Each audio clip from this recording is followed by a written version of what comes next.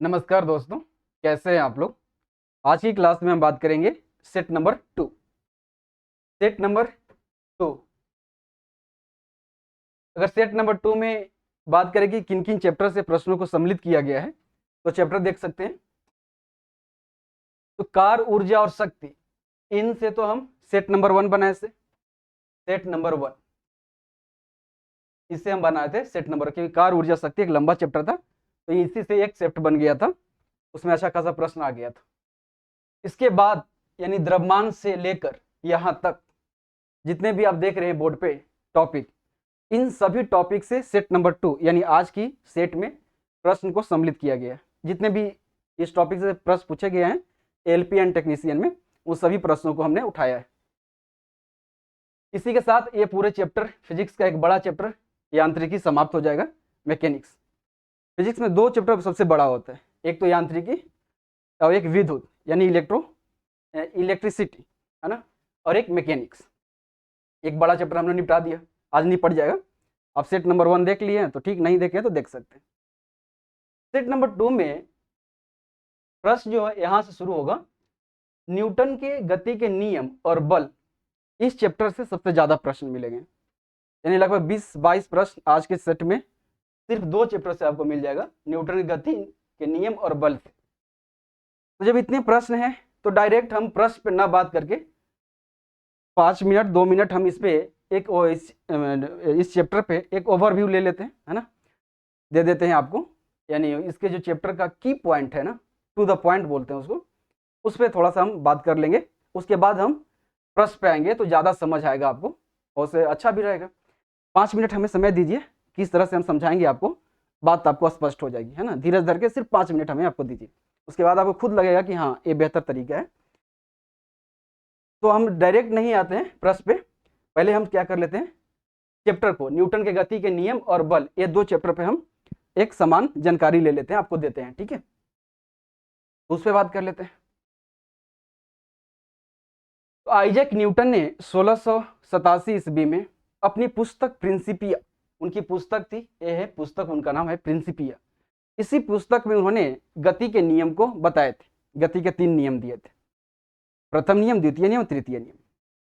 प्रथम नियम में उन्होंने बताया कि यदि कोई वस्तु विराम अवस्था में है, स्थिरावस्था में है यानी रेस्ट में है, तो वह रेस्ट में ही रहेगा। यदि वह गतिशील है तो वह गतिशील ही रहना चाहिए जब तक कि उस पर कोई बाहरी बल न लग जाए।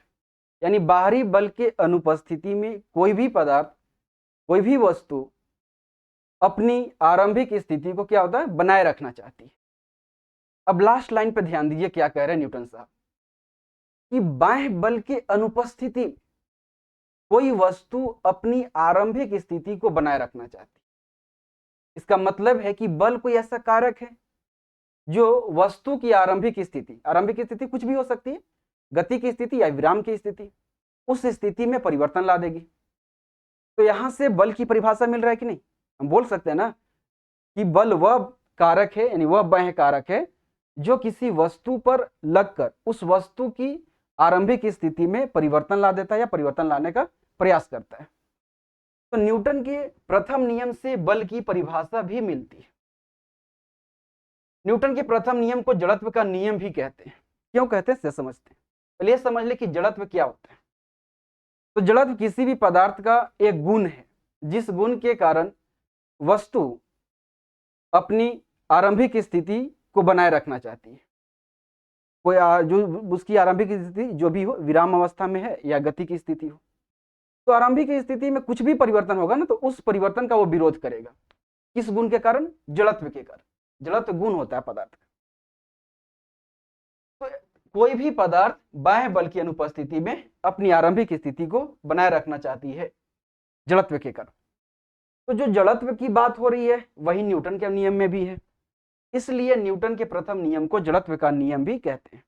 अब ये मत समझिएगा कि जड़त्व का नियम न्यूटन ने दिए थे, नहीं, ये बात मत अपने दिमाग में बैठा लीजिए। न्यूटन के प्रथम नियम को जड़त्व का नियम कहते हैं, लेकिन न्यूटन ने साहब ने जड़त्व का नियम नहीं दिए थे। जड़त्व का नियम दिए हैं गैलीलियो ने, ठीक है। न्यूटन ने 1687 ईस्वी में जाकर वो प्रथम नियम दे रहे हैं, गति के नियम दे रहे हैं। आइजैक न्यूटन ने मतलब ये अंतिम है, 17वीं शताब्दी के अंतिम दशक चल रहा है, लगभग अंतिम दशक है। ये पहले ही दशक में लगभग यानी 1600 से लेकर 1610 के मामला है, जब आइजक न्यूटन ऐसी गैलीलियो ने जड़त्व का नियम के बारे में बताया था।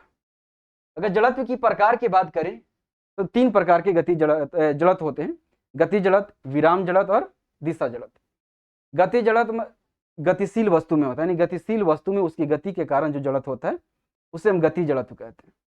और विराम में है तो उसके कारण उसमें जो जड़त्व है उसे हम विराम जड़त्व। और दिशा जड़त्व, दिशा जड़त्व की एग्जाम्पल समझते हैं। जैसे आप गाड़ी से जाते हैं, है ना, जैसे टेम्पू से जा रहे हैं, ऑटो से जा रहे हैं, सीधी रेखा में, सीधी सड़क है, सीधा जा रहे हैं, मोड़ आता है, ड्राइवर अचानक मोड़ता है गाड़ी। जैसी गाड़ी मोड़ पे मुड़ती है तो मान लीजिए गाड़ी इस साइड मुड़ी तो आप इस साइड गिरता हुआ महसूस करेंगे, है ना, गिरता हुआ महसूस, क्या गिर भी जाएंगे यदि गाड़ी नहीं पकड़ेंगे तो ऐसा क्यों होता है? दिशा जड़त्व के कारण। क्या बोले कि जड़त्व क्या है? किसी भी प्रकार के परिवर्तन का विरोध करेगा वो। तो दिशा जड़त्व क्या है? जा रहे थे आप सीधा, तो दिशा जड़त्व कहेगा कि नहीं हम जाएंगे तो सीधे जाएंगे। अचानक आप मुड़े तो वह दिशा जड़त्व कहेगा कि नहीं हम जिस दिशा में जा रहे थे उसी दिशा में जाएंगे, तो आप गिरता हुआ महसूस करेंगे कि लगेगा कि हम गिर गए। तो दिशा जड़त्व के कारण ऐसा होता है। जड़त्व द्रव्यमान के समानुपाती होता है, इस बात को याद रखिएगा। आपको लग रहा होगा सर आप क्लास लेने लगे, नहीं, मात्र 3 मिनट 4 मिनट रुक जाइए, क्लास नहीं ले रहे हैं। इसके बाद 20 से 22 प्रश्न आपको हम दिखाएंगे ना, इसी सब प्रश्न है, ठीक है। तो ये सब स्पष्ट हो गया तो प्रश्न आपको बन जाएगा। तो सिर्फ क्या कह रहे हैं, की पॉइंट उसका निकाल के हम आपको दिखा दिए ताकि आपको प्रश्न बनाने में आसान हो जाए। जड़त्व जो होता है द्रव्यमान के समानुपाती होता है, यानी जिसका द्रव्यमान जितना अधिक होगा उसका जड़त्व भी उतना ही अधिक होगा। कई बार एग्जाम में पूछा हुआ प्रश्न है, ध्यान में रखिएगा। ऐसा नहीं पूछेगा कि जड़त्व द्रव्यमान के समानुपाती हो, 4 ऑप्शन दे देगा कि स्कूटर यानी बाइक, कार, ट्रक, रेलगाड़ी, इसमें सबसे ज्यादा जड़त्व किसका होगा? तो किसका होगा? रेलगाड़ी का। वह वजन उसमें ज्यादा, द्रव्यमान उसका ज्यादा है, द्रव्यमान ज्यादा है तो यानी बाहरी जो बल लगेगा उसका प्रतिरोध करने की उसके पास क्षमता ज्यादा है, यानी उसमें जड़त्व ज्यादा होगा। जिसका द्रव्यमान ज्यादा उसका जड़त्व अधिक। अब ये क्या है? न्यूटन के प्रथम नियम का एग्जाम्पल है। जैसे रुकी हुई गाड़ी अचानक चलती है तो उसमें बैठे यात्री पीछे की ओर झुक जाते हैं। अचानक गाड़ी चल रही है, अचानक रुक गई तो आगे की ओर झुक जाते हैं। क्यों? आगे की गाड़ी चल रही थी, अचानक रुकी तो यात्री उसमें आगे की ओर झुक जाते हैं। क्यों ऐसा होता है? गति के कारण। यानी गाड़ी के साथ साथ उसमें बैठे हुए यात्री भी क्या थे? गति में थे। जैसी गाड़ी रुकी तो शरीर का वह भाग जो गाड़ी के संपर्क में था वो अचानक रुक गई, लेकिन जो संपर्क में ना था वो गति में था, वो गति में ही रहना चाहेगा न्यूटन के प्रथम नियम से। कोई भी वस्तु गति में तो गति में रहेगा, विराम में तो विराम में ही रहना चाहेगा। इसलिए रुकी हुई गाड़ी अचानक चलेगा तो पीछे की ओर, चलती अचानक रुकेगा तो आगे की ओर। या पेड़ की टहनी को आप पकड़ के उसको हिलाएंगे तो उसमें जो फल लगा रहेगा वो गिर जाएगा। क्यों? क्योंकि फल जो लगा हुआ है विराम अवस्था में है, आप डाल को पकड़ के उसको हिला दिए तो डाल आ गई गति में, और फल जो है वो तो वहीं पे विराम अवस्था में रहना चाहेगा, इसलिए गिर जाता है। फिर या कंबल, तकिया को आप ऐसे पकड़ कर इसे हाथ से मारते तो उसमें जो धूल रहता है वो गिर जाता है। क्यों? गति के प्रथम नियम, आप बोल सकते हैं जड़त्व के नियम, जड़त्व के कारण। अगर यही प्रश्न रहे कि रुकी हुई गाड़ी के अचानक चल पड़ने पर उसमें बैठे यात्री मतलब क्या होता है? पीछे की ओर झुक जाता है। किसके कारण? मान लीजिए कि न्यूटन के प्रथम नियम ना दिया हो तो जड़त्व का नियम अगर ऑप्शन में हो तो वो ऑप्शन मारिएगा, क्योंकि न्यूटन के प्रथम नियम को जड़त्व का नियम भी कहते हैं। अब द्वितीय नियम को समझ लेते हैं। द्वितीय नियम क्या कहता है इसे समझते हैं। द्वितीय नियम कहता है कि किसी वस्तु के संवेग में परिवर्तन उस वस्तु पर आरोपित बल के समानुपाती होता है, यानी F प्रोपोर्शनल होगा या चेंज इन मोमेंटम। संवेग क्या होता है ये समझ लेते हैं। संवेग क्या है? किसी वस्तु के द्रव्यमान और वेग के गुणनफल को संवेग कहते हैं। संवेग को P से सूचित करते हैं, यानी P बराबर होता है mv, यानी द्रव्यमान और वेग के गुणनफल को क्या कहते हैं? संवेग कहते हैं। ठीक है। अब जो ये सब मत ध्यान दीजिए, जहां हम समझा रहे हैं सिर्फ वो देखिए, ठीक है। ये सब हम बात करेंगे। संवेग अगर संवेग जो है सदिश राशि, इसका एसआई मात्रा की बात करें तो द्रव्यमान का हो गया केजी और वेग का हो गया मीटर पर सेकेंड, यानी किलोग्राम मीटर पर सेकेंड। अब इसके बाद यहाँ पे देखिए F बराबर, इसको समानुपाती को बराबर में भी हम लिख सकते हैं, क्योंकि समानुपाती हटाने के बाद एक नियतांक आता है K जिसका मान 1 होता है, इसलिए आप F बराबर delta P upon delta T लिख सकते हैं, कोई दिक्कत नहीं। तो F बराबर ही क्या है? चेंज इन मोमेंटम था, तो क्या हुआ? mv माइनस me बटे टी, यानी संवेग E है तो संवेग कैसे बदलेगा? देखिए तो P बराबर है एम भी, तो P बदलेगा कब? जब वेग बढ़ेगा, द्रव्यमान तो कांस्टेंट ही रहेगा, तो P बढ़ेगा, ठीक है। कब? जब वेग बढ़ेगा, ठीक है। अब देखिए यहाँ पे लिखा हुआ है तो एम भी माइनस एम यू, ठीक है, बटे टी। कैसे हुआ ऐसे? मान ली कि आरंभिक वेग था u, ठीक है, जो और अंतिम वेग था v। अब अंतिम वेग यानी आरंभिक वेग से अंतिम वेग v होने में कुछ समय भी लगा, t समय भी लगा होगा। दोनों जगह मास एक ही है, द्रव्यमान एक ही है, तो यहाँ पे संवेग कितना था? mu, और यहाँ पर द्रव्यमान सामान ले रहे हैं, यहाँ पे m भी। तो परिवर्तन निकालना हो तो क्या करेंगे? अंतिम माइनस आरंभिक, तो एम भी माइनस एम यू, यही किया हुआ, एम भी माइनस एम यू बटे टी। एम कॉमन लिए, वी माइनस यू बटे टी, वी माइनस यू बटे टी क्या है? समय के साथ वेग में परिवर्तन है, समय के साथ वेग में परिवर्तन की दर को क्या कहते? त्वरण कहते हैं, यानी एफ बराबर एम है। तो न्यूटन की अगर ये समझ रहे हैं कि ना, ये वी माइनस यू बटे टी को ये क्यों लिख दिया? नहीं समझ आ रहा है तो वी बराबर यू प्लस ए टी, ये तो जानते हैं ना, यानी इसको लाएंगे तो वी माइनस यू बराबर ए टी, तो v माइनस यू बटे टी इजकल टू ए, यही तो लिखा है ना। इतना की जगह हम क्या लिखे? ए लिखे हुए, ठीक है। तो क्या मिल गया? बल का व्यंजक मिल गया। तो द्वितीय नियम से हमें बल का व्यंजक मिलता है, जबकि न्यूटन के पहले नियम से बल की परिभाषा मिलता है। द्वितीय नियम को संवेग का नियम भी कहते हैं, क्योंकि पूरी जो इसका नियम है वो संवेग पर आधारित है, ठीक है। यहां समझ पाया कि नहीं? किसी वस्तु के संवेग में परिवर्तन की दर उस वस्तु पर आरोपित बल के समानुपाती होता है, और संवेग में परिवर्तन उसी दिशा में होता है जिस दिशा में बल लगता है। समझ पाए कि नहीं? नहीं समझे तो इसको मान लीजिए साइकिल, इसको मान लीजिए साइकिल का पंडिल, ठीक है, साइकिल तो चला है ना, तो का नाम ए है कि साइकिल, इसको मान लिए, तो का नाम यह है कि साइकिल की स्पीड उतना ही बढ़ेगी, ठीक है, जितना बल लगेगा, और साइकिल उधरे भागेगा जिधर बल लगेगा। यही तो कह रहा है न्यूटन साहब, है ना, कि संवेग, किसी वस्तु के संवेग में परिवर्तन की दर उस वस्तु पर आरोपित बल के समानुपाती, यानी जितना बल लगाएंगे उतना ही संवेग बढ़ेगा, जितना पंडिल मारेंगे साइकिल उतना ही भागेगा, साइकिल उधरे भागेगा जिधर पंडिल मारेंगे, है ना, वही है। अब देखते हैं नेक्स्ट तृतीय नियम। तो तृतीय नियम तो पता ही होगा, है ना, मगर उतना आसान नहीं है जितना तृतीय नियम को आप आसान समझते हैं, बहुत अंदर तक जाती है अगर बात तृतीय नियम में, है ना। तृतीय नियम क्या कहता है कि दो वस्तुओं की पारस्परिक क्रिया के बीच, जब दो वस्तुओं की पारस्परिक क्रिया होती है तो एक वस्तु जितना बल दूसरी वस्तु पर लगाती है, दूसरी वस्तु भी उतना ही बल पहली वस्तु पर लगाती है, लेकिन विपरीत दिशा में। यानी क्रिया और प्रतिक्रिया परिमाण में तो बराबर होते हैं, लेकिन डायरेक्शन एक दूसरे का क्या होता है? विपरीत होता है। और क्रिया और प्रतिक्रिया अलग अलग वस्तु पर होती है, एक वस्तु पर नहीं होती है। ये बात को समझिए, क्रिया प्रतिक्रिया रिएक्शन अलग अलग वस्तु पर होती है। जैसे इस हाथ से मैंने इस गाल पे ऐसे मारा ऐसे, तो ये एक वस्तु हो गया हाथ मेरा, ये गाल एक वस्तु है, तो इसने जितना बल इस पे लगाया इतना ही बल इसने इस पे भी लगाया, हाथ पे भी लगाया। ये नहीं, कितना तो बोल देते कि तुम एक झाप हमको मारे तो हम तुमको एक झाप मारे, ये न्यूटन का थर्ड लॉ है। ये न्यूटन का थर्ड लॉ थोड़ा है, आपने सिर्फ ऐसे टच कर दिया न्यूटन का थर्ड लॉ लग गया। फिर ये ना कि कोई मार दिया तो फिर आप उसको मारे तो न्यूटन थर्ड, ये तो नहीं है, ये तो लड़ाई हो गया, है ना। और ये देखिए अब क्या कह रहा है कि क्रिया प्रतिक्रिया अलग अलग वस्तु पर होती है। इसका मतलब होता है कि बल जो होगा ना हमेशा जोड़े में होता है, बल कभी भी अकेले नहीं होता है। याद रखिएगा, बार बार एग्जाम में पूछता है प्रश्न कि कौन सी राशि प्रकृति में कभी अकेले नहीं पाया जाता है, तो बल कभी भी अकेले नहीं पाया जाता, हमेशा ये पेयर में पाया जाता है। जैसे मान लीजिए इस पर आपने बल लगाया, ठीक है, ऐसे टच किया तो इस ये वस्तु भी आप पे बल लगा दिया, बल कभी अकेले रहेगा ही नहीं, ठीक है। जैसे गुरुत्वाकर्षण बल आपको लग रहा है कि अकेले है, नहीं, जिस बल से गुरुत्वाकर्षण बल इसको खींच रहा है, पृथ्वी इससे खींच रहा है, उतना ही बल से ये भी पृथ्वी को खींच रहा है, ठीक है, लेकिन इसका द्रव्यमान कम है इसलिए वह खींच नहीं पा रहा है, इसको पृथ्वी को अपनी खींचा जा रहा है, ठीक है। जैसे बचपन में खेले है ना, रस्सी पकड़ के दूगो होने से खींच रहा है, दूगो होने से, तो जिसका ताकत ज्यादा वो खींच लेता है ना, और खींच लिया जो इसका मतलब थोड़ा ना कि जो नहीं खींच पाया उसको साइड, उसको वो खींच नहीं पा रहा, खींच रहा था लेकिन उसका ताकत कम था इसलिए खींचा गया, ठीक है। ये बात को याद रखिएगा, क्रिया प्रतिक्रिया अलग अलग वस्तु पर होता है, बल हमेशा जुड़े में होता है, पेयर में होता है।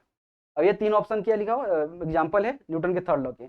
बंदूक से गोली छोड़ते समय पीछे की ओर झटका लगना, है ना। नाव के किनारे से आप जमीन पर कूदेंगे तो नाव पीछे की ओर, आप आगे की ओर, क्योंकि आपने क्रिया किया पीछे की ओर, नाव ने आपको ऊपर प्रतिक्रिया किया। फिर नाव जो चलाता है ना, वो क्या करता है कि बांस रखे रहता है, उसको पीछे की ओर क्या करता है, पानी को धकेलता है, पानी उसको आगे धकेलता है। रॉकेट जब रॉकेट का जब उड़ता है तो क्या होता है, रॉकेट में जो ईंधन लगा रहता है वो ईंधन जैसे जलता है तो वायु को नीचे की ओर धक्का देता है और वायु उसको ऊपर की ओर। ठीक है, ये न्यूटन का थर्ड लॉ है। अब हम न्यूटन के गति के नियम बारे में समझ लिए, बल के बारे में भी समझ लिए। अब प्रश्न स्टार्ट कर रहे हैं। ठीक है, अब मजा आएगा आपको प्रश्न समझने में। ठीक है, अब प्रश्न हम सिर्फ दिखाते चले जाएंगे, आपको खुद बनते चल जाएगा। ठीक है, पहला प्रश्न, चलिए पहला प्रश्न यहाँ से स्टार्ट होता है।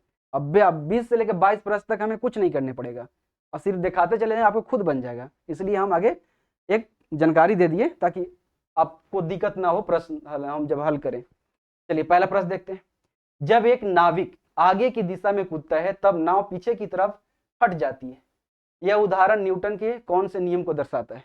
कौन से नियम को दर्शाता है? तो न्यूटन के थर्ड लॉ अभी बताएं, न्यूटन का तीसरा नियम। तो ऑप्शन सी सही हो गया। तो हमने सब बता दिया, पहला नियम, दूसरा नियम, तीसरा नियम। तो इसमें और ज्यादा हम कुछ बताएंगे नहीं, न्यूटन का तीसरा नियम है ना। क्रिया और प्रतिक्रिया एक दूसरे के विपरीत परंतु बराबर होते हैं। नेक्स्ट देखते हैं प्रश्न। चलिए, दो वस्तुओं के मध्य का बल हमेशा बराबर और विपरीत होता है। यह विचार न्यूटन के किस नियम के रूप में दिया गया है? सही कह रहा है कि दो वस्तुओं के मध्य यानी दो वस्तुओं के बीच जो पारस्परिक क्रिया होता है वो क्या होता है, बराबर होता है लेकिन एक दूसरे के विपरीत होता है। कौन नियम में कहे न्यूटन साहब? थर्ड नियम में, है ना, न्यूटन के तीसरा नियम। तो option A is right. Next देखते हैं। अन ऑप्शन पे हम बात नहीं कर रहे हैं क्योंकि अन ऑप्शन भी न्यूटन के पहला, दूसरा, तीसरा लिखा हुआ है कि सब पर हम बात कर लिए, है ना। जब एक स्थिर बस चलना प्रारंभ करती है तो उसमें खड़े व्यक्ति पीछे की दिशा में गिर जाते हैं। निम्नलिखित में से कौन सा नियम इस परिस्थिति की व्याख्या करता है? बताइए कौन सा नियम? बस चलना प्रारंभ करती है, रुका हुआ बस अचानक चल दी तो कौन किसके कारण ऐसा हुआ? न्यूटन के प्रथम नियम। यदि कोई वस्तु विराम में है तो विराम में, गति में तो गति में रहना चाहेगा। तो न्यूटन के प्रथम नियम। मगर याद रखिएगा यदि न्यूटन के प्रथम नियम ऑप्शन में नहीं होता, जड़त्व का नियम होता तो वो भी सही होता, क्योंकि न्यूटन के प्रथम नियम को जड़त्व का नियम भी कहते हैं। चौथा देखिए, जब बंदूक से गोली छोड़ी जाती है तो बंदूक विपरीत दिशा में धक्का लगाती है। यह न्यूटन के नियम का कौन सा उदाहरण? मतलब न्यूटन के नियम का उदाहरण है, किस नियम का उदाहरण है? तो बंदूक से गोली छोड़े तो बंदूक ने गोली पर क्रिया किया, गोली ने बंदूक पर, है ना, तो एक्शन रिएक्शन हुआ। तो न्यूटन के थर्ड लॉ। अब आपको मन में प्रश्न आता है कि सर गोली इतना तेज भाग जाता है, बंदूक नहीं पीछे की ओर भागता है, क्योंकि बंदूक का द्रव्यमान अधिक होता है ना, इसलिए ना भागता है, लेकिन बल दोनों पर समान लगता है। बल की परिभाषा को किसके आधार पर व्याख्यात किया जा सकता है? न्यूटन के गति का दूसरा नियम यह बल है। तो बल की परिभाषा किससे मिलता है? बताइए, बल की परिभाषा किससे मिलता है? न्यूटन के फर्स्ट बताया अभी। तो न्यूटन के प्रथम नियम से क्या मिलता है? बल की परिभाषा अभी हमने बताया। एक ऊंची छलांग लगाने वाला ऊंची छलांग से पहले कुछ समय तक दौड़ता है ताकि खाली जगह का जड़त्व उसे लंबी छलांग लेने में मदद करे। बोला कि कौन ऊंची छलांग लगाने के लिए व्यक्ति जो है दौड़ता है पहले, तो कौन सा जड़त्व प्राप्त करने के लिए ऐसा करता है? तो दौड़ रहा है तो गति जड़त्व प्राप्त करना। जड़त्व कितने प्रकार के बताए थे? 3, गति जड़त्व, विराम जड़त्व और दिशा जड़त्व। तो गति जड़त्व, है ना, यहाँ देखिए सब चीज लिखा हुआ, गति जड़त्व, विराम जड़त्व। तो कौन सा जड़त्व हमको देंगे? गति जड़त्व, है ना, क्योंकि वह लंबी छलांग लगाना चाह रही इसलिए वो दौड़ रहा है। आगे लिखा हुआ कि अविचलित वस्तुओं के आराम में रहने या समान वेग से चलने की प्रवृत्ति को कहते हैं। क्या लिखा हुआ? कि अविचलित वस्तु यानी इस पर बल नहीं लग रहा हो, ठीक है, वस्तु विचलित नहीं हो रहा। आराम मतलब विरामावस्था। आराम में रहने या समान वेग से चलने की प्रवृत्ति को क्या कहते हैं? तो वस्तु का वह कौन सा गुण है जिसके कारण वह अपनी स्थिति को बनाए रखना चाहता है? जड़त्व, है ना, जड़त्व। Option number B. बाकी अन्य तो जान रहे ना, बल क्या कहते हैं? बल की परिभाषा तभी बताएं कि बल वह बाह्य कारक है जो किसी वस्तु पर लगकर उसकी वर्तमान स्थिति को बदलता है या बदलने का चेष्टा करता है। संवेग अभी बताएं, द्रव्यमान और वेग के गुणनफल, ऊर्जा, कार्य करने की क्षमता है। नेक्स्ट देखते हैं। किसी स्थिर वस्तु के स्थिर रहने या गतिशील वस्तु के उसी गति से गतिशील रहने की प्रक्रिया कहलाती है। क्या कहलाती है? अभी बताएं, जड़त्व, है ना, क्या कहलाती है? जड़त्व कहलाती है। बाकी तो आप जान रहे ना, संवेग अभी बताएं, बल बताएं, वेग भी जान ही रहे। वेग क्या होता है? समय के साथ जो विस्थापन होता है, यानी विस्थापन में परिवर्तन की दर को वेग कहते हैं, यानी वेग बराबर होता है विस्थापन बटे समय। समापन रेखा को पार करने के बाद भी एक धावक भागना जारी क्यों रखता है? यानी कह रहा है कि समापन रेखा, आप भी दौड़ते होंगे ना, एक टारगेट लेते हैं कि यहाँ तक दौड़ना है, दौड़ते हुए जाते हैं, उस टारगेट को छू लेते हैं, उसके बाद भी क्या होता है, दौड़ते रह जाते हैं। तो ऐसा क्यों होता है, ऐसे पूछ रहा है। तो उसके जूतों और जमीन के मध्य घर्षण उसका रेखा से आगे बढ़ने का कारण बनता है। गति की जड़त्व उसे आगे बढ़ाती है, यही सही ऑप्शन है कि गति की जड़त्व, वो दौड़ता है तो उसमें गति की जड़त्व है ना, तो वो उसके कारण वे आगे की ओर चल जाता है। स्थिर जड़त्व तो होगा नहीं, है ना। ये लिखा हुआ कि यह वह सुनिश्चित करना चाहता है कि उसने रेखा को पार कर लिया है, ऐसा क्या है, वो दिखाएगा। ऑप्शन नंबर बी सही होगा। बल समीकरण में F बराबर है, अब ये बताएं F बराबर m है ना, तो ऑप्शन ए। इसलिए हम बोल रहे थे कि आगे हम 5 मिनट बता देंगे तो सारा प्रश्न बन जाएगा। बन गया कि नहीं, 5 मिनट का मेहनत आराम से सब बन गया। mg क्या है, mg है पोटेंशियल एनर्जी, है ना, P को बोलते हैं पोटेंशियल एनर्जी। P बराबर होता है mgh, यानी mgh क्या है, गुरुत्व बल के विरुद्ध संचित ऊर्जा, ऊंचाई पर जब कोई वस्तु होता है, इसके बारे में बात। mv अभी संवेग बताएं, E है गति के समीकरण, यानी v बराबर u प्लस at, उस पर हम बात करेंगे, अभी बात करेंगे। निम्नलिखित में से कौन सी भौतिक इकाई एक वस्तु की स्थिर या एक समान गतिशील स्थिति को बदलती है या बदलने का प्रयास करती है, बताइए। बल क्या कर रहा है कि निम्नलिखित में से कौन सी भौतिक इकाई है, सीधे एक प्रश्न ये है कि कौन सा ऐसा भौतिक इकाई है जो किसी वस्तु पर लगकर उस वस्तु की क्या बोलती है, गतिशील स्थिति को बदलती है, या मतलब दोनों स्थिर या एक समान गतिशील, उस पर लगकर उसकी स्थिति को बदल देती है या बदलने की चेष्टा करता है, कौन है, बल है। तो बल वह बाह्य कारक है जो किसी वस्तु पर लगकर उसकी स्थिति को बदलने का प्रयास करता है या बदल देता है। बाकी संवेग बता दिए, जड़त्व बता दिए, इसमें से कोई दिक्कत है नहीं। द्रव्यमान तो पता है ना, द्रव्यमान जो मास होता है, द्रव्यमान और भार में अंतर हम बताएंगे, अभी तुरंत बताएंगे। नेक्स्ट आएगा प्रश्न 12 क्या है, निम्नलिखित में से कौन सा प्रकृति में कभी अकेले नहीं होता, आ गया ना, बल, है ना। बल जब भी होता है जोड़े में होता है, न्यूटन के थर्ड लॉ में बताया ना अभी कि बल जब भी होगा जोड़े में होगा।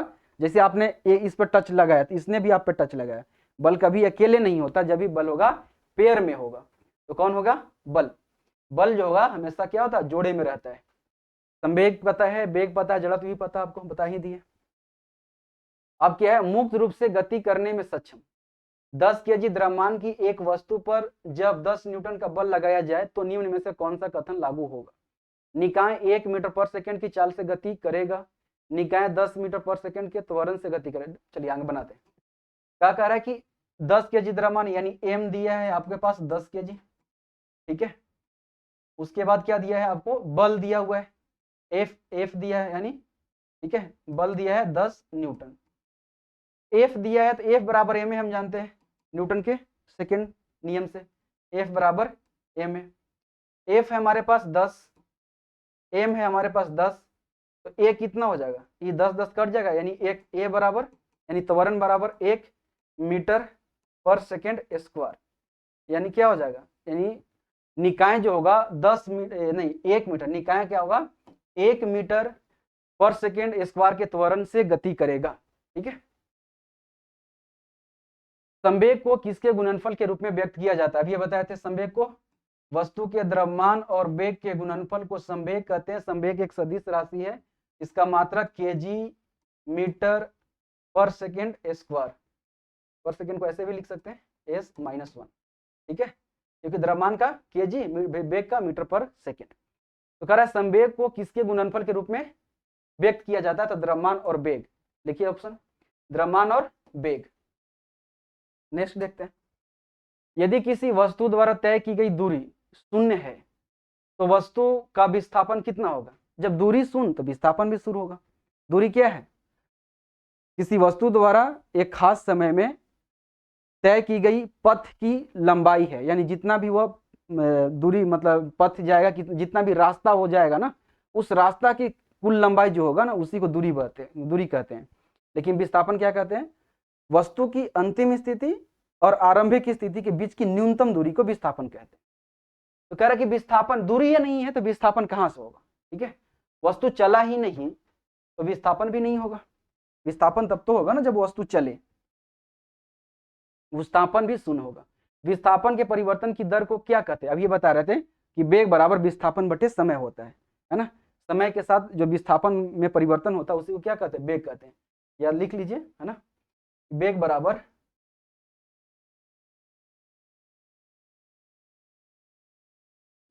क्या होता है, वेग बराबर होता है विस्थापन बटे समय। यानी समय के साथ जो विस्थापन होता है, यानी विस्थापन में परिवर्तन की दर, है ना, विस्थापन में परिवर्तन की दर को क्या कहते हैं, वेग कहते हैं। ठीक है, त्वरण किसे कहते हैं, ऑप्शन तो हो गया वेग। ठीक है, दूरी भी बता दी है। त्वरण किसे कहते हैं, समय के साथ वेग में परिवर्तन की दर को क्या कहते हैं, त्वरण कहते हैं। गति होता है कि किसी वस्तु की समय के साथ वो स्थिति बदले। ठीक है, यानी अन्य वस्तु की, यानी अपने आसपास की स्थिति जो वस्तु है उसके अपेक्षा, मतलब उसके तुलना में, ठीक है, उसके सापेक्ष यदि वह अपनी स्थिति में, ठीक है, समय के साथ परिवर्तन करे तो हम कहेंगे कि वो गति कर रहा है। नेक्स्ट देखते हैं, m1 किलोग्राम द्रव्यमान वाले एक लकड़ी के तख्ते पर 5 न्यूटन का बल लगाने पर यह 10 मीटर पर सेकेंड के त्वरण से आगे बढ़ता है।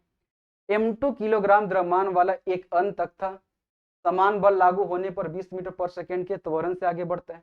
यदि दोनों तख्तों को कह रहा है, यहां तक तो समझ लिए, यदि दोनों तख्ते को एक दूसरे के साथ बांध दिया जाए और उन पर समान बल लगाया जाए तो त्वरण यहाँ पे होगा, गलत लिखा हुआ है ना, त्वरण कितना होगा, है ना। कह रहा है, सीधा प्रश्न ये है कि एक m1 वस्तु है, ठीक है, एक वस्तु है m2 और एक वस्तु है m1 प्लस m2, यानी दोनों को कह रहा कि जोड़ दिया जाए। यानी जब दोनों को जोड़ देंगे, एक वस्तु m1 प्लस m2, एक वस्तु है m2, एक वस्तु है m1। उसके बाद कह रहा है यदि दोनों तख्ते को एक दूसरे के साथ बांध दिया जाए, यानी एक नया वस्तु बन जाएगा। लेकिन कह रहा है कि सभी पर एक ही बल लगेगा 5 न्यूटन का। देखिए, इस पर भी 5 न्यूटन का बल, इस पर भी कह रहा है कि समान लगाना है। ठीक है, 5 न्यूटन का, इस पर भी बल लग रहा है, इस पर भी बल और इस पर भी बल।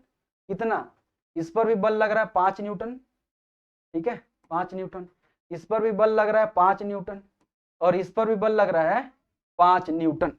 बल समान है लेकिन त्वरण अलग अलग है। देखिए, इसका त्वरण हो गया, जब इतना बल लगा तो है 10 मीटर पर सेकेंड के त्वरण से आगे बढ़ता है, जबकि ये 20 के। तो फिर बोल रहा कि ये कितना स्पीड से त्वरण से बढ़ेगा, यही बता देना है, बल उतना ही लगाना है। तो क्या पहले लेंगे, द्रव्यमान निकाल लेते हैं। m1 पता है, बल पता है, और क्या पता है, त्वरण पता है। a बराबर पता है, इसके लिए a कितना है, इसके लिए a दिया हुआ है 10 मीटर पर सेकेंड स्क्वायर। ठीक है, 10 मीटर पर सेकेंड स्क्वायर। इसके लिए त्वरण कितना है, 20 मीटर। इसके लिए a बराबर है 20 मीटर पर सेकेंड स्क्वायर। a इसके लिए वाट, यही तो पूछा रहा है, इसका त्वरण कितना होगा। ठीक है, तो F बराबर ma से निकाल लेते हैं। F बराबर ma, है ना, न्यूटन के द्वितीय नियम से। F कितना है, 5 न्यूटन, 5 न्यूटन। m क्या है, m1। a कितना है, 10। m1 कितना हो जाएगा, m1 बराबर होगा, इधर आ जाएगा तो यानी 1/2 kg, 1/2 kg। तो m1 हमें तो मिल गया, m1 का मास। अब हम m2 निकाल दें इसी तरह से, तो F कितना है, इसी तरह निकाल देंगे, लिखने जरूरी है, यहाँ लिख देते हैं।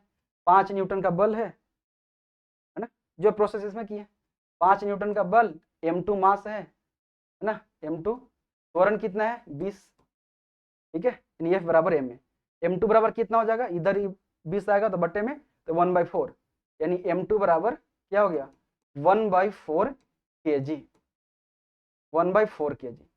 m1 पता हो गया हमको, m2 पता हो गया। तो m जो वस्तु है, जो दोनों को जब बांध दिया जाएगा तो उसका द्रव्यमान कितना हो जाएगा, दोनों के द्रव्यमान को जोड़ देंगे, तो 1/2 प्लस 1/4 तो कितना हो जाएगा, 3/4 kg। अब तो निकाल सकते हैं त्वरण, हमको m पता हो गया, बल पता है, तो त्वरण तो निकाल लेंगे। F बराबर m है, F कितना है, 5 न्यूटन, बल तो उतना ही लगाना है। m पता है 3/4 kg, 3/4, a निकालना है, ये इधर जाएगा तो 20। ठीक है, 20 और ये 3a होगा तो 3 से भागा यानी 20/3, 20/3 तो भागा देंगे तो कितना आएगा 6.6 और हाँ 6.67 ऐसा ऑप्शन है 6 पॉइंट, ये ऑप्शन 6.67 मीटर पर सेकेंड के त्वरण से गति मतलब आगे बढ़ेगा जब दोनों को बांध करके उतने ही बल लगाएंगे तो। समझ गए? सिंपल, एक बार फिर समझा देता। कह रहा था m1 किलोग्राम द्रव्यमान वाले एक लकड़ी के तख्ते पर 5 न्यूटन का बल लगाने पर 10 मीटर पर सेकंड के त्वरण से आगे बढ़ता है। का नाम है कि m1 पर 5 न्यूटन के बल लगाएं तो वह वस्तु यानी m1 10 मीटर पर सेकंड के त्वरण से आगे बढ़ा। m2 पर उतना ही बल लगाएं तो वह 20 के बढ़ा। तो अब फिर कह रहा है कि दोनों को जोड़ देते, वस्तु दोनों के द्रव्यमान को जोड़ दे और उतना उसके बाद उस पर 5 न्यूटन लगाए तो कितना के त्वरण बढ़ेगा, ये प्रश्न था। चलिए नेक्स्ट देखते हैं 18। जब 21 न्यूटन के एक बल को 3 किलोग्राम द्रव्यमान वाली वस्तु पर लगाया जाता है तो उत्पन्न त्वरण कितना होगा। तो बल पता है, देखिए बल दिया हुआ है, ठीक है, द्रव्यमान भी दिया हुआ तो F बराबर m है ना, F बराबर m है न्यूटन के द्वितीय नियम से। 21 m कितना है 3, a निकालना है तो a बराबर कितना, इधर 3 से भागा हो जाएगा 7 मीटर पर सेकेंड स्क्वायर। देखिए आंसर है 7। ठीक है, कितना आसान हो गया। एक बार 2 मिनट के 3 मिनट के हम लेक्चर ले लिए, उसके बाद आराम से प्रश्न को हल करवा दिए।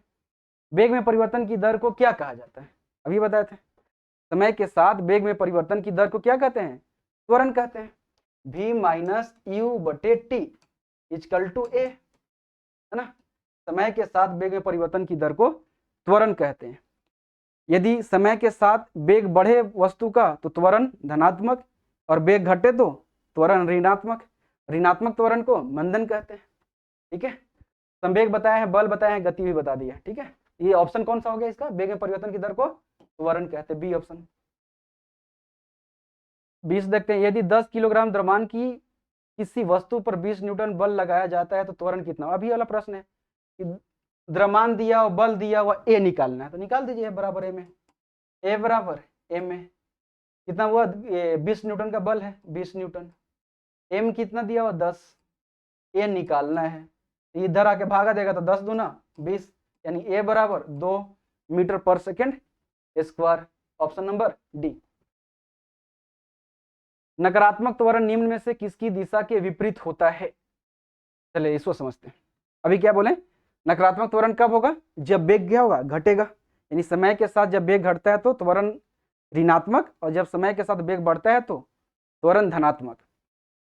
अब क्या कर रहा है कि नकारात्मक यानी ऋणात्मक त्वरण निम्न में से किस दिशा के विपरीत होता है। जैसे ये वस्तु को हम ऊपर की ओर फेंके, ठीक है, बस के ऊपर फेंके तो धीरे धीरे इसका वेग क्या होगा घटेगा। क्यों घट रहा है, क्योंकि इस पर जो त्वरण लग रहा है ना वो क्या है, निगेटिव है, नीचे की ओर लग रहा है ना। वस्तु धीरे धीरे ऊपर जा रहा है लेकिन जी जो इस पर लग रहा है त्वरण ना वो जी लग रहा है। ठीक है, तो जी कैसा लग रहा है, ऊपर की ओर, ऊपर नीचे की ओर, वस्तु जा रहा है ऊपर तो माइनस जी है ना। अगर वस्तु नीचे आता तो जी नीचे जी लग रहा है और नीचे वस्तु भी नीचे आता तो वहाँ प्लस हो जाता जी। तो समय के साथ इसका वेग बढ़ता तो यहाँ पे त्वरण क्या हो जाता है धनात्मक, लेकिन वस्तु जब ऊपर जाए तो धीरे धीरे उसका वेग घटेगा। जब वेग घटेगा तो क्या होगा, तो त्वरण क्या होगा निगेटिव होगा। और निगेटिव जो त्वरण होता है क्या करता है, वेग को क्या करता है रोकता है, यानी वेग को उसको कम करता है, यानी वेग के विपरीत कार्य करता है, उसके विरोध में काम करता है। तो नकारात्मक त्वरण वेग के विरोध में काम करता है, वेग को घटा देता है। ठीक है, अब बात करते हैं। एक रेलगाड़ी विश्रामावस्था यानी रेस्ट की अवस्था से, एक रेलगाड़ी विश्रामावस्था से 5 मिनट में उसकी गति 90 किलोमीटर पर घंटा हो जाती है, यह मानते हुए कि त्वरण समान है तो रेलगाड़ी द्वारा उसी समय में तय की गई दूरी होगी।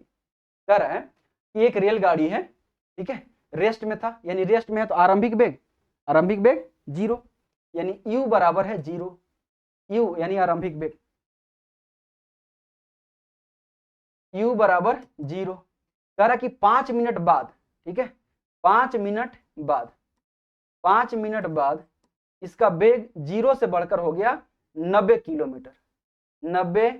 किलोमीटर पर घंटा, 90 किलोमीटर प्रति घंटा। तो बताना कि तय की गई दूरी कितनी है, यानी s निकालना है हमें, s बराबर वाट, यही निकालना है हमें।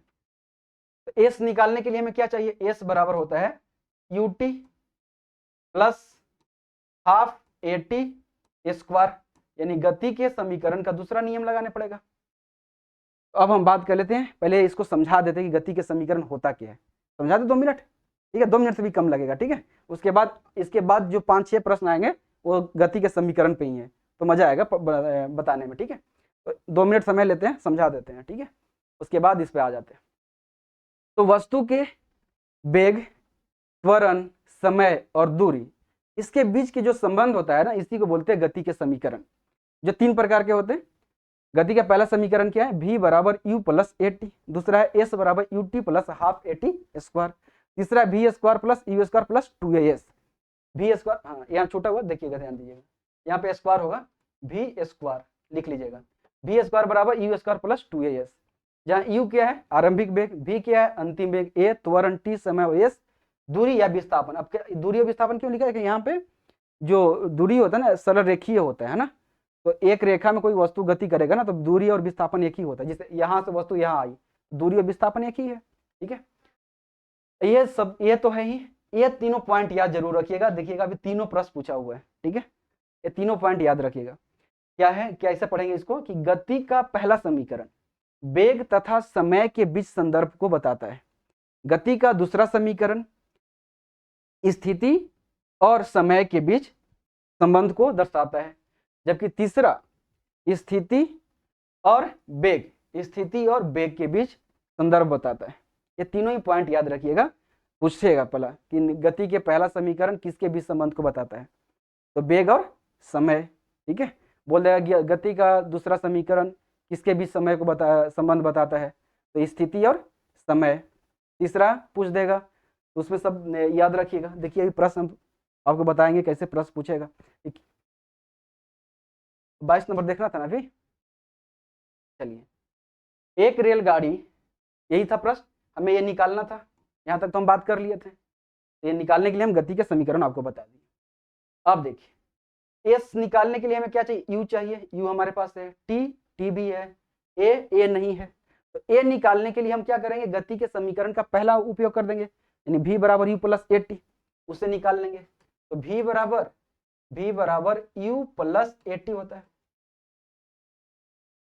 ए टी हिल रहा है ना। v क्या है, v पता है, हाँ पता है 90 किलोमीटर पर घंटा, लेकिन किलोमीटर प्रति घंटा में इसको मीटर पर सेकंड में बदलने का है ना। वेग का ऐसा ही मात्रा क्या था, मीटर पर सेकंड। तो किलोमीटर को मीटर पर सेकंड बदलने क्या करते हैं, अभी तो मैथ खूब पढ़ रहे होंगे, बताइए क्या करेंगे, 5/18 से गुना कर देंगे। और जब मीटर को बदलना रहता है मीटर पर सेकंड को किलोमीटर में, तो उल्टा कर देते हैं 18/5 से, है ना। तो 5/18 से गुना करेंगे तो कितना हो जाएगा, 90 गुने 5/18, तो 18×5 = 90 यानी 25, तो 25 मीटर पर सेकंड, 25 मीटर पर सेकंड। यू क्या है, यू 0 है। ए कितना है, ए तो निकालना है हमें, ए निकालना है। टी पता है 5 मिनट, लेकिन हमें समय सेकंड में लेना है, तो 5 मिनट को बदलेंगे तो 300 सेकंड, 300 सेकंड। अब ए बराबर कितना हो जाएगा, ए बराबर, ये तो 0 हो गया, ये 300 ए, तो ए निकालेंगे तो ये 25/300 हो जाएगा, यानी ए बराबर 25/300 मीटर पर सेकंड स्क्वायर। काट दे इसको, कट भी सकता है, ठीक है, रहने देते हैं, हो सकता है इधर कट जाए, इतना ही रहने देते हैं, ठीक है, इतना मीटर पर सेकंड स्क्वायर, ठीक है।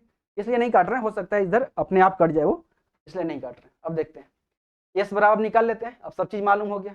तो एस बराबर क्या हो जाएगा, यू 0 है तो टी सब 0 हो जाएगा, ये पूरा टर्म क्या हो जाएगा 0, तो बच गया इतना, तो 1/2 ए कितना मिल गया हमें, 25/कितना 300, ठीक है, गुने टी के स्क्वायर करना, टी स्क्वायर करना है, तो 300 इंटू 300, क्योंकि समय है 300 सेकेंड, एक 300 से एक 300 कट गया, है ना, इसलिए नहीं काट रहे थे हम, है ना, ये कट जाएगा अपने आप। 25 गुने 3 करेंगे तो 75, यानी 7500/2, ठीक है। तो ये कितना आ जाएगा, 3 दूना 6, 7 दूना 14 और 5 और 0, यानी इतना मीटर, ये 0 है, यानी 3750 है, 3750 मीटर में आएगा, ये मीटर में आएगा, ठीक है, ताकि सब हम मात्रा लिखिए मीटर में।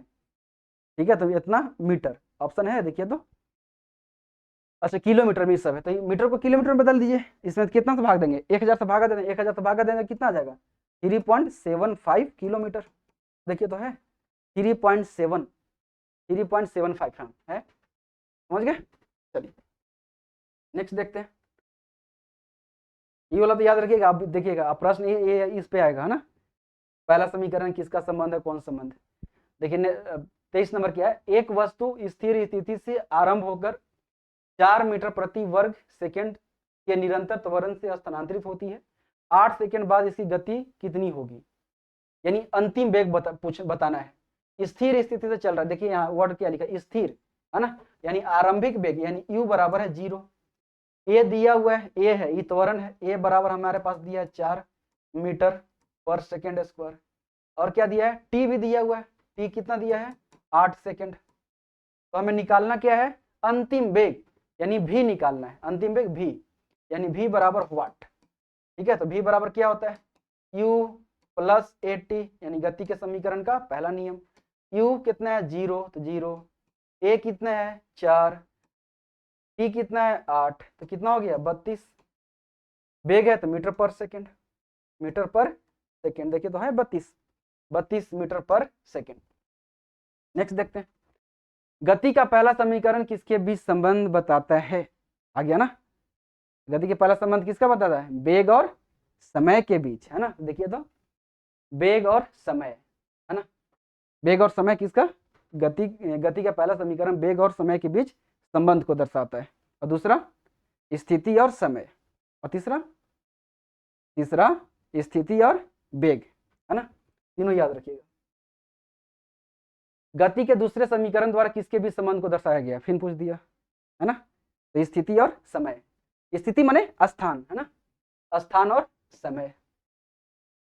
नेक्स्ट, निम्न में से किस राशि का मान स्थान बदलने पर भी परिवर्तित नहीं होता है, द्रव्यमान घर्षण के कारण। चलिए अब देखते हैं, नीचे से देख लेते हैं, है ना। गुरुत्वाकर्षण का मान बदलता है, पृथ्वी पर अलग है, चंद्रमा पर जाएंगे तो अलग है ना, जैसे जैसे पृथ्वी से ऊपर जाएंगे गुरुत्वाकर्षण का मान क्या कम होगा, तो स्थान बदलने पर क्या होता है, बदल देता है। वजन बदलता है, वजन मतलब भार, है ना, तो जैसे भार मतलब क्या, भार का मतलब समझ रहे ना, भार बराबर होता है, भार बराबर द्रव्यमान गुने गुरुत्वीय त्वरण, यानी भार बराबर mg, लिख दें डायरेक्ट mg, द्रव्यमान गुने गुरुत्वीय त्वरण। जैसे आपका अभी अगर द्रव्यमान मान लीजिए कि आप 50 kg का है, तो ये आपका द्रव्यमान है, लेकिन आपकी भार की बात करें तो उसमें g से गुना करने पड़ेगा, g का मान कितना होता है 9.8, 10 से गुना कर लीजिए। यदि आप 50 kg का है तो आपका भार हो जाएगा 50 गुने 10, यानी 500 न्यूटन। ठीक है, ये यहाँ की बात करें पृथ्वी पर, जैसे आप पृथ्वी से ऊपर जाएंगे जी का मान कम होगा, आपका भार भी बदल जाएगा, लेकिन आपका द्रव्यमान नहीं बदलता है। द्रव्यमान कभी नहीं बदलता है, यहाँ भी आप यहाँ पर रहे, मंगल ग्रह पर रहे, चंद्रमा पर रहे, कहीं भी द्रव्यमान कांस्टेंट रहता है, तो द्रव्यमान यही आंसर हो जाएगा। ठीक है, लेकिन वजन बदलता है, भार बदलता है। भार एक प्रकार का बल है, ठीक है, जिसका मान गुरुत्व बल के बराबर होता है। भार एक प्रकार बल है तो बल का मात्रक न्यूटन, तो भार का मात्रक न्यूटन ही होता है। घर्षण के कारण बल बदलेगा कि नहीं, बदलेगा। स्थान बदलते हैं, जैसे कोई चिकनी सतह है तो उस पर घर्षण कम लगेगा, कोई रुख रहा है तो उस पर घर्षण ज्यादा लगेगा, तो ये क्या होता है, बदलते रहेगा। द्रव्यमान कभी नहीं बदलता, यही आंसर हो गया। ठीक है, क्या लिखा है कि स्थान बदलने पर परिवर्तित नहीं होता, तो द्रव्यमान परिवर्तित नहीं होता। 27 देखते हैं, कारों के ब्रेकिंग पैड में खाली जगह के गुण का उपयोग किया जाता है, घर्षण का शून्य प्रभाव। अच्छा, ये ऑप्शन है कि घर्षण के मतलब सकारात्मक प्रभाव भी है, नकारात्मक प्रभाव भी है। ठीक है, यानी उसका पॉजिटिव अपना पहलू है, उसका निगेटिव पहलू भी है। तो घर्षण के क्या सकारात्मक पहलू है, घर्षण से हमें क्या लाभ मिलता है, इस पे बात करनी है। तो घर्षण से क्या लाभ मिलता है कि हम चल पाते हैं, नहीं घर्षण रहता तो हम चल नहीं पाते, है ना, गिर जाते बार बार। और क्या है, हम लिख पाते हैं घर्षण के कारण, है ना, अगर घर्षण नहीं होता तो हम लिख नहीं पाते कागज पे। आपको नहीं विश्वास है तो ऐसा कीजिए कि कागज पे तेल लगा लीजिए पूरा ढेर मनी, उसके बाद उस पर लिखिए, नहीं लिखाएगा, है ना, क्योंकि घर्षण नहीं रहेगा तो नहीं लिखाएगा। और क्या होता है, घर्षण के कारण हम दीवार में कुछ ठोक पाते हैं, है ना, नहीं घर्षण रहता तो कील ठुकाता ही नहीं, वो निकल जाता। सबसे बढ़िया उपयोग अभी क्या हो रहा है, गाड़ी में जो ब्रेक लगता है ना उसमें, है ना, तो वहाँ पे ब्रेक, हमें ब्रेक जरूरी है गाड़ी में, है ना, तो वहाँ पे घर्षण के हम सकारात्मक उपयोग करते हैं कि गाड़ी को रोकने के लिए हम ब्रेक उपयोग करते हैं। तो उसमें क्या हुआ, घर्षण के सकारात्मक उपयोग हुआ हमारे जीवन में, है ना। तो वही पूछ रहा। और नकारात्मक की बात करें तो नकारात्मक की अगर घर्षण की बात करें तो घर्षण के कारण क्या होता है, मशीनों की कल पुर्जे जल्दी समाप्त हो जाते, मतलब नष्ट हो जाते हैं, उसमें टकराहट होती है, तो वो मतलब क्या होता है, क्षति होता है उसका। घर्षण के कारण क्या होता है, सबसे ज्यादा होता है कि उष्मा उत्पन्न होता है, उष्मा उत्पन्न होने से एनर्जी का लॉस होता है बहुत घर्षण से। और सबसे कौन, जूता चप्पल घिस जाता है ना, हर महीना चप्पल खरीदने पड़ता है, पैसा नुकसान होता है ना। ठीक है। और क्या, जंगल में आग लग जाता है घर्षण के कारण ही। जंगल में क्या होता है कि लकड़ी बहुत, मतलब जो पेड़ पौधे होते हैं बड़ी समीप रहते हैं, पूरा संघनित रहते हैं, एक दूसरे से टकराते हैं, उसकी शाखाएं, वहाँ पे घर्षण होता है, हीट पैदा होता है, वो आग लग जाता है जंगल में, वो उसका नकारात्मक पहलू। तो कारों में क्यों ब्रेकिंग पैड में किस गुण का उपयोग करते हैं, तो घर्षण के सकारात्मक प्रभाव, यानी हम अपने लाभ के लिए उसका उपयोग करते हैं। जब एक वस्तु एक समान वृत्तीय वेग उत्पन्न करती है तो निम्नलिखित में से कौन सा परिवर्तन होता है। कह रहा है कि एक वस्तु है, ठीक है, और वृत्तीय पथ पे है, तो क्या होगा, ठीक है, तो कोई भी वस्तु वृत्तीय पथ पे है तो एक समान वृत्तीय गति क्या है, एक समान है, यानी वेग जो है एक समान है, बदल नहीं रहा है। तो वेग समान है तो संवेग भी समान होगा ना, क्योंकि समय, वेग क्या है, वेग क्या है, बोलो, संवेग क्या है, द्रव्यमान गुने वेग, तो वेग समान तो संवेग भी समान रहेगा। गति, वेग है समान तो गति भी रहेगा, द्रव्यमान भी उसका कांस्टेंट रहेगा। दिशा की बात करें अगर, दिशा की, ठीक है, यही आंसर सही होगा।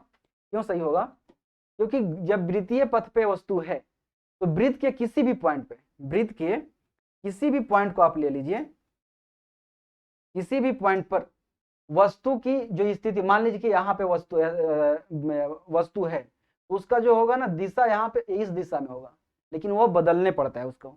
अगर यहाँ वस्तु है तो उसकी डायरेक्शन इधर होगा, यदि वस्तु यहाँ है तो उसकी डायरेक्शन इधर होगा, यहाँ है तो इसका डायरेक्शन ऐसे होगा, मतलब इस दिशा में ऐसे थोड़ा सा, लेकिन उसका हमेशा क्या होता है, दिशा बदलते रहता है। ठीक है, तो क्या परिवर्तित होता है, यही पूछ रहा है प्रश्न, तो क्या परिवर्तित होता है, दिशा। ठीक है, यहाँ 2 एरो लगी है ना। चलिए नेक्स्ट, थैंक यू, यहाँ पर आ गया है ना। तो ये सेट नंबर 2 था। ठीक है, तो हम मैकेनिक्स का पूरा सेट नंबर 1 और 2 अगर आप देख लिए होंगे तो मैकेनिक्स का जो चैप्टर जितना प्रश्न पूछा हुआ था एएलपी एंड टेक्नीशियन, वो सब पे हम बात कर लिए। अब जो पीडीएफ की बात करें तो ये जिस फॉर्मेट में हम पढ़ाए हैं ये सब पीडीएफ आपका अवेलेबल रहेगा वीडियो का डिस्क्रिप्शन में। ठीक है, तो आप पीडीएफ भी देख लीजिएगा। तो आज के लिए इतना ही, बहुत बहुत धन्यवाद।